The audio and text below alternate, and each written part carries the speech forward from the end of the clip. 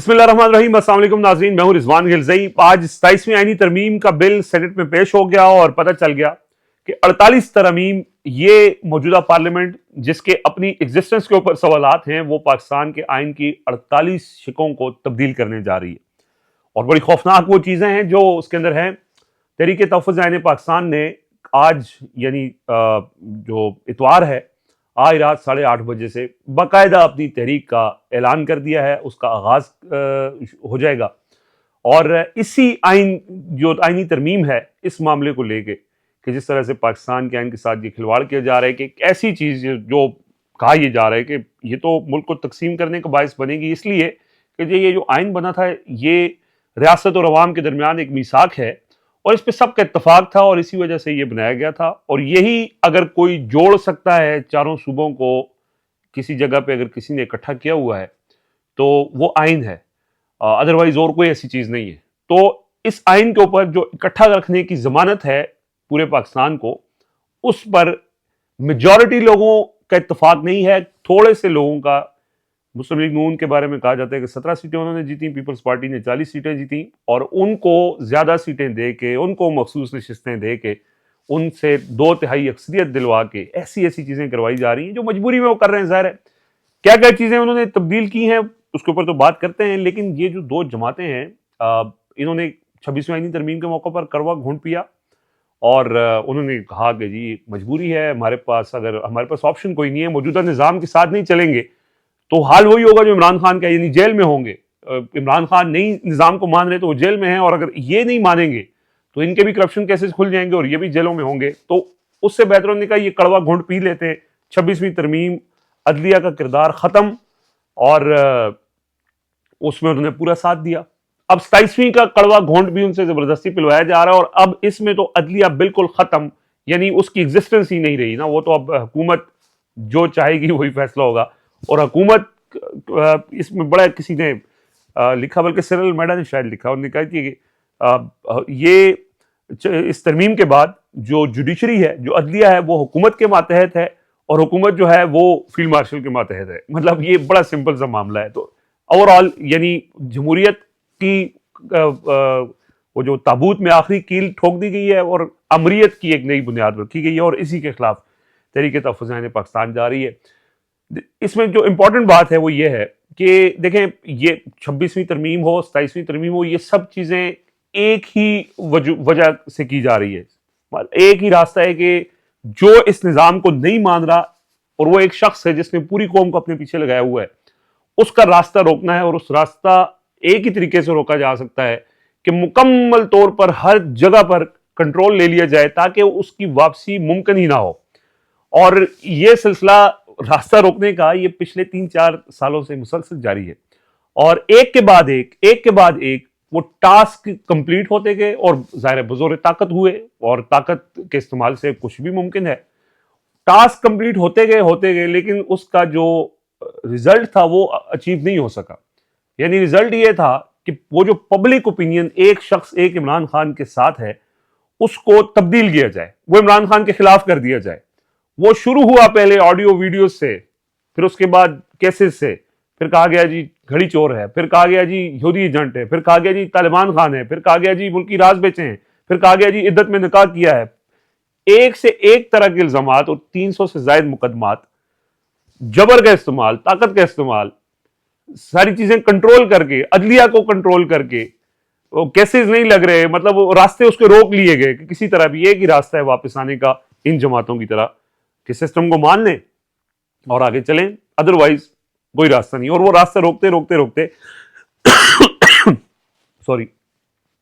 वो task achieve होते गए। हर अच्छा 27वीं तरमीम का टास्क भी बहुत इजीली अचीव हो गया, जो नताइज हैं वो हासिल नहीं हो सके हैं आज भी। और ये टास्क कंप्लीट करते जो निजाम है वो इस हद तक यानी सफाक हुआ, ब्रूटल हुआ और इस हद तक उस निजाम ने अपने आप को एक्सपोज कर दिया कि जो लोगों की राय अगर बदलनी भी थी, किसी परफॉर्मेंस शायद देख के बदल जाती,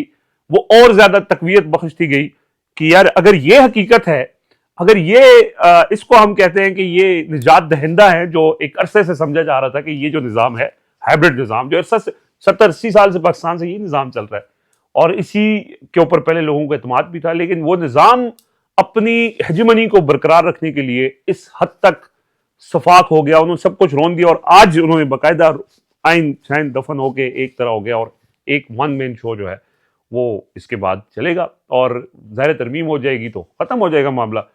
تو اب کیا یہ ترمیم روکی جا سکتی ہے؟ سوال بالکل سمپل سا ہے، نہیں روکی جا سکتی، اور وہ ہو جائے گی، ایک اور ٹاسک اچیو ہو جائے گا، اور ہو سکتا ہے اس کے بعد 28ویں ترمیم بھی آ جائے، لیکن اس نظام کو بھی یہاں تک پہنچتے پہنچتے ٹاسک انہوں نے سارے کمپلیٹ کیے، ہدف حاصل نہیں ہو سکا۔ اور ہر ہدف کے بعد جب وہ منیر نیازی کا شعر یاد آ جاتا ہے کہ ایک اور دریا کا سامنا تھا منیر مجھ کو، ایک دریا کے پار اترا تو میں نے دیکھا، تو ہر کچھ عرصے بعد ایک نئی چیز، ایک نیا چیلنج سامنے کھڑا ہوتا ہے، اس سے نمٹتے ہیں، آگے بڑھتے ہیں، ایک اور نیا چیلنج ہوتا ہے، اور نہ تو لوگوں کی اوپینین بدل رہی ہے اور نہ حکومت چل رہی ہے۔ یعنی ترمیم ہو جائے گی، یہ جھگڑا چل رہا ہے، ہم بھی اس کے اوپر بات کریں، ترمیم ہو گئی، گزر گئے 2 دن بعد پھر سوال یہ ہوگا امن و امان کی صورتحال کے اوپر، خیبر پختونخوا میں امن و امان کیوں نہیں ہے، مہنگائی کیوں ہے، سرمایہ کاری کیوں نہیں آ رہی، بے روزگاری کیوں بڑھ رہی ہے، غربت کیوں بڑھ رہی ہے، کسان کیوں بدحال ہے، معاشی اشاریے کیوں بہتر نہیں ہو رہے، ملک کی ترقی کی جو شرح ہے وہ اوپر جانے کے بجائے نیچے کیوں جا رہی ہے، باہر سے انویسٹمنٹ دورے بہت اچھے ہو رہے ہیں، انویسٹمنٹ نہیں آ رہی، ملک میں ہم قائم نہیں ہو رہا، تو پرفارمنس پہ تو پھر سوال ہوں گے، اور وہ تو چیز نہیں اچیو ہو رہی نا، یا تو وہ اچیو ہو رہی ہوتی تو لوگوں کی اوپینین بدل جاتی۔ سو پوائنٹ یہ ہے کہ لوگوں کی اوپینین بجائے بدلنے کے وہ بڑھتی گئی، وہ جیسے کہتے ہیں مرض بڑھتا گیا جو دوا کی، وہ جو مرض ہے جو ایک جگہ پہ کھڑا ہو گیا جا کے 80-90%، وہ کہتا ہے یہ نظام نہیں چلے گا ایسے۔ انہوں نے اپنے ووٹ کے ذریعے 8 فروری کو یہ فیصلہ دے دیا، اس کے بعد مزید دیا، مطلب اپنی آواز اٹھائی، مختلف مواقع پہ سڑکوں پہ نکل کے بھی اٹھائی، نہیں مانی گئی، لیکن وہ جو مرض تھی، وہ جو لوگ تھے، تعداد تھی، وہ بجائے کم ہونے کے، اگر وہ 70% پہ کھڑی تھی پہلے عمران خان کی مقبولیت، وہ 80% پہ چلی گئی ہے۔ اور ہو سکتا ہے کہ اس طرح کے ٹاسک اچیو کرتے کرتے، کیونکہ یہ جو 2 جماعتیں ہیں یہ بھی اپنے کیسز بچانے کے لیے یہ ایسی چیزیں کرتی جا رہی ہیں کہ ان کے اپنے لوگ منہ دکھانے کے لائق نہیں ہیں، مطلب جس طرح کی چیزیں ہو رہی ہیں، تو یہ اور زیادہ غیر مقبول ہوتے جا رہے، اور وہ اور مقبول ہوتا جا رہا ہے۔ اچھا، لوگ کہتے ہیں کہ کیا فائدہ مقبولیت کا؟ دیکھیں، یہ جو نظام ہے، ظاہر اب کہا جا رہا ہے کہ جی آج جو ترمیم ہوئی ہے اس کی جو چیزیں نکات ہیں، اگر اس کو سامنے رکھیں تو یہ نظام اب 2030 تک، مطلب یہ کہا جا رہا ہے نا کہ فیلڈ مارشل کو آئینی حیثیت بھی مل گئی ہے، ان کے پاس زیادہ اختیار بھی آ گیا ہے، اور وہ اب نئے جو ان کا ٹینیور ہوگا وہ 5 سال کا شاید ہو، اور وہ 2030 تک رہے، اور اس کے بعد بھی شاید یہ، کیونکہ منیب فاروق نے آج ہی یہ کہا کہ میں نے پہلے بتایا تھا کہ نظام بہت لمبا چلے گا، تو وہ اپنی جو ٹارگٹ ہے یا وہ نظام لمبا چلنے کا جو ہدف ہے، اس سے پہلے بھی جو ضیاء الحق کا دور تھا 10 سال چلا، مشرف کا دور تھا، ان کا بھی بڑا لمبا پلان تھا، لیکن اب جو موجودہ دور ہے اس ادوار میں جو تحریکیں تھیں وہ شروع کے دنوں میں نہیں اٹھی، شروع میں لوگوں نے ویلکم کیا کہ یار یہ دور ٹھیک ہے، لیکن یہاں تو شروع سے ہی کوئی ماننے کو تیار نہیں ہے، اور اب جتنی چیزیں سخت ہوتی جا رہی ہیں اس کے بعد اب جو اس سسٹم کے خلاف جو غم و غصہ ہے وہ بڑھتا جا رہا ہے۔ ایک اور بڑی امپورٹنٹ چیز اس کے اندر یہ ہے کہ کیا لوگوں کو اس بات کا احساس، ٹھیک ہے لوگوں نے ووٹ دیے، لوگ احتجاج میں بھی نکلتے ہیں، لیکن کیا ان کو احساس ہے کہ یار یہ جو ترمیم ہے یہ اتنا حساس معاملہ ہے، یہ جس طرف ہم جا رہے ہیں، کیا اب ہمیں کوئی کردار ادا کرنا پڑے گا؟ یہی چیلنج تحریک تحفظ آئین پاکستان کی قیادت کے اوپر کے حوالے سے ذہنوں میں بھی ہے، اور ظاہر ہے عمران خان کے حوالے سے بھی ہے کہ انہوں نے بھی جو لوگوں کے اندر، ٹھیک ہے لوگ ان کے ساتھ کھڑے ہیں، لیکن لوگ اس نظام کے خلاف سڑکوں پہ کم نکلیں گے، یہ سوال ابھی بھی اپنی جگہ۔ خیبر پختونخوا سے ہر دفعہ لوگ نکلتے ہیں، لیکن ایک صوبے سے لوگ نکلیں یہ کافی نہیں ہے، اس کے خلاف ہر طبقہ، ہر ایج، ہر صوبہ، ہر علاقہ، اور اکراس دی بورڈ جو ہے وہ، جب تک لوگوں کے اندر یہ چیز نہیں آئے گی کہ یہ تباہ کن نظام ہے، تو اس وقت تک شاید اس میں جو یہ ہے کہ لوگ نکل کے نظام کو بدلیں گے، اس میں کامیابی نہیں ہو سکتی۔ تو اب یہ جو تحریک تحفظ آئین پاکستان نے جو ابتدا کی ہے وہ یہ کی ہے کہ پہلے لوگوں کے اندر آگاہی یہ بتائی جائے، لوگوں کو بتایا جائے یہ کتنا بڑا ظلم ہے، اور اس کے حوالے سے ڈیلی ڈے ٹو ڈے، اب کل سے 8:30 بجے انہوں نے کہا کہ ہم نکلیں گے، اور ہم یہ سارے پاکستانیوں سے اپیل کی ہے کہ آپ اپنے گھروں کے اندر، اپنے گھروں کی چھتوں کے اندر، اپنی گلیوں میں باہر نکل کے اور آپ ایسے دستور کو، صبح بے نور کو میں نہیں مانتا، میں نہیں جانتا، اور جمہوریت زندہ باد، آمریت مرد آباد کے نعرے لگائیں۔ اب یہ جو چیز ہے، لوگ کہیں گے یہ کیا تحریک ہے، اس سے کیا کوئی فرق پڑے گا نعرے لگانے سے؟ دیکھیں، اگر جو اس وقت پاکستان میں لوگ ہیں، 1,85,00,000 لوگوں نے عمران خان کو ووٹ دیا ہے، 1,85,00,000 لوگوں نے، جن نے صرف ووٹ دیا ہے۔ اس کے علاوہ بہت سے نئے ووٹرز ایڈ ہو چکے ہیں، بہت سے ایسے ہیں جو اوورسیز بھی ہیں جن نے ووٹ نہیں دیے ہیں۔ لیکن اگر 1,85,00,000 چھوڑ دیں آپ اس بات کو، اگر 10,000 لوگ یہ نعرہ لگا کے اپنی ویڈیوز سوشل میڈیا کے اوپر ڈالتے ہیں تو نظام کی کام پہ ٹانگ جائیں گی، اس میں مطلب کوئی دو رائے نہیں ہے۔ ہم نے کچھ ہی دن پہلے دیکھا کہ وہ جو مشن حکم اذان تھا، جب وہ ہوا اور پورے پاکستان سے، دنیا بھر سے پاکستانیوں نے اذان کی ویڈیوز جاری کی، تو ایک تھرتھلی سی، اور اس کے خلاف پوری اس کو روکنے کے لیے ایک باقاعدہ مہم بھی چلائی گئی۔ اور سوچیں اگر اس میں لوگوں کے اندر آگاہی آئے، جب ایک سوشل میڈیا ہے سب سے مؤثر پلیٹ فارم ہے آگاہی پھیلانے کے حوالے سے، تو یہ کتنا مؤثر ثابت ہو سکتا ہے، اور پھر ایک مومنٹم بنایا جا سکتا ہے۔ اچھا، یہی وہ نہیں کر رہے، پھر وہ جا رہے ہیں لوگوں کے درمیان بھی، تمام سیاسی جماعتوں کے درمیان بھی۔ ایون انہوں نے کہا ہے کہ ہم نواز شریف کو اور زرداری کو اور بلاول کو بھی خط لکھیں گے کہ یہ آپ کیا کرنے جا رہے ہیں اس ملک میں، کتنا بڑا ظلم آپ کرنے جا رہے ہیں۔ ہو سکتا ہے وہ یہ بھی کہتے ہیں کہ ہم نواز شریف کے سے ملنے چلے جائیں، ان کے گیٹ پہ جا کے دھرنا دے دیں کہ آپ اس ملک کے ساتھ کیا ظلم کر رہے ہیں۔ اور اسی طرح باقی جماعتوں سے بھی، ہر طبقے سے، تاجروں سے، وکلا سے، سول سوسائٹی سے، طلبہ تنظیموں سے، تمام لوگوں سے وہ رابطے کر کے اور اس حوالے سے ایک مومنٹم بنانا چاہتے ہیں کہ یہ ملک جس کی جو یونٹی ہے، جس کا جو اتحاد ہے، وہ صرف ایک ہی چیز کے اوپر قائم ہے، وہ اس ملک کا آئین ہے۔ اگر اس کو کمزور کیا گیا، اس کو ختم کیا گیا، تو یہ ملک تقسیم کرنے کے مترادف ہوگا۔ یہ بات تو مولانا فضل الرحمان نے بھی کی ہے کہ یہ ترمیم، اس طرح کی آئین کے ساتھ جو کھلواڑ ہے، اس سے ملک تقسیم ہوگا۔ تو یہ اس سے ایک مومنٹم بننا شروع ہوگا، اور آلریڈی بہت سی ایسی حکومتی پالیسیاں ہیں، مثلا کسان ہے، اس کسان تباہ ہو گیا ہے، وہ کسان کے حوالے سے حکومت کی پالیسیوں سے تنگ ہے۔ اس کے علاوہ بے روزگاری کی جو صورتحال ہے، ہر طبقہ وہ موجودہ حکومت کی پالیسیوں سے تنگ ہے۔ خیبر پختونخوا، بلوچستان، امن و امان کے حوالے سے جو حکومتی پالیسیاں ہیں، ان کے خلاف لوگ ایک جگہ کھڑے ہیں۔ خیبر پختونخوا میں جرگہ ہو رہا ہے، ساری سیاسی جماعتیں اکٹھی ہو رہی ہیں، سہیل آفریدی بڑا مؤثر طریقے سے اپنے صوبے کا مقدمہ لڑ رہے ہیں، اور آئینی اور قانونی طریقے سے وہ اس کو لڑنا چاہتے ہیں، بہت پرامن انداز میں۔ ان کو نہیں روکا جا سکتا،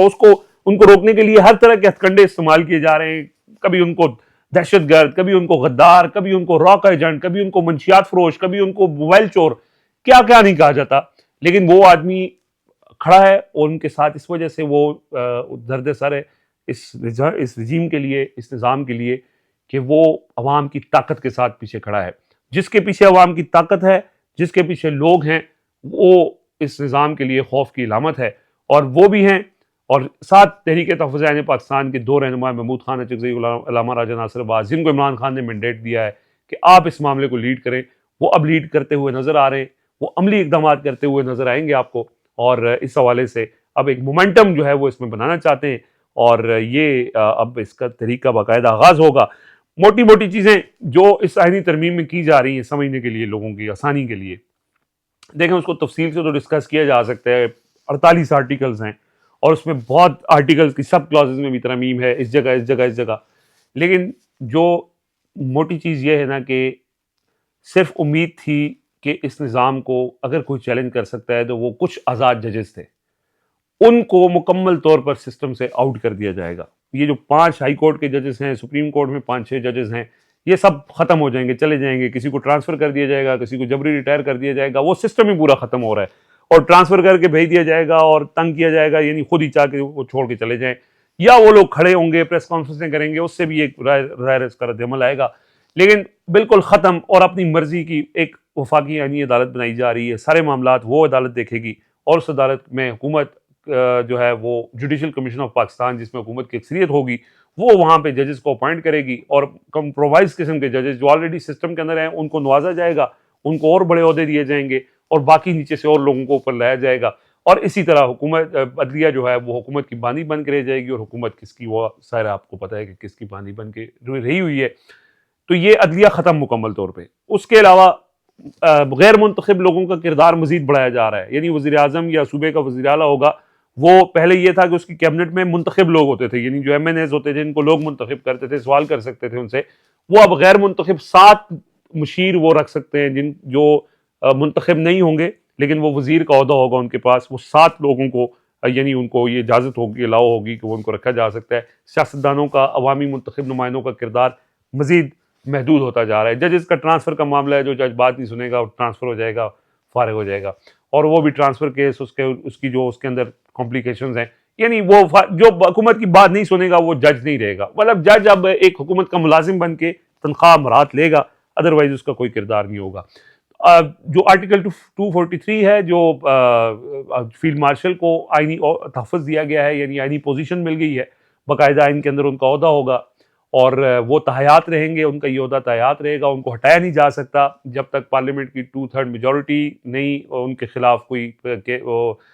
فیصلہ کرے گی. اور اس کے علاوہ جو ہے وہ ان کو کوئی عدالت نہیں پوچھ سکے گی. اور بہت زیادہ تحفظ ہے. اور یہ بھی کہا جا رہا ہے کچھ لوگ جو حکومتی منیب فاروق جیسے لوگ کہ نظام لمبا چلے گا، 2030 تک یہ سسٹم چلتا رہے گا. تو وہ اپنے طریقے سے ہر طرح، جیسے کوئی بھی جو آمر ہے، ڈکٹیٹر ہوتا ہے،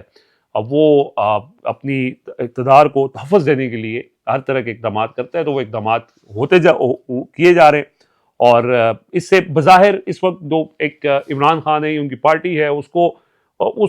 سے کوئی فرق ان کو نہیں پڑے گا، کیونکہ یہ چیزیں آلریڈی ہو رہی ہیں، اب ایک آئینی کور کے ذریعے ہوں گی. لیکن جو باقی 2 جماعتیں ہیں، ان کے لیے جو ہے یہ اپنے لیے وہ قبر ضرور کھود رہے ہیں. آج شاید وہ اس میں ان کی مجبوری ہے کہ ان کے پاس بھی اور کوئی راستہ نہیں ہے.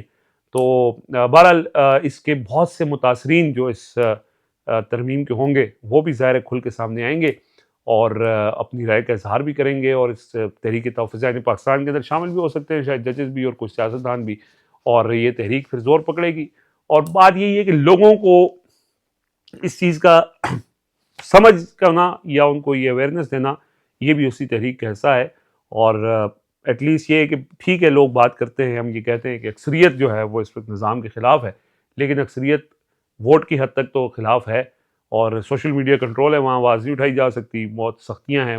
مزید سختیاں بڑھائی جائیں گی، ابھی اور زیادہ سختیاں ہوں گی آنے والے دنوں میں. یہ جو شاید گفتگو ہو رہی ہے اس طرح کی بھی نہ ہو سکے. لیکن یہ ہے کہ اس کے باوجود جب تک لوگ فیصلہ خود نہیں کریں گے، وہ جیسے کہا جاتا ہے کہ افراد کے ہاتھوں میں ہے اقوام کی تقدیر،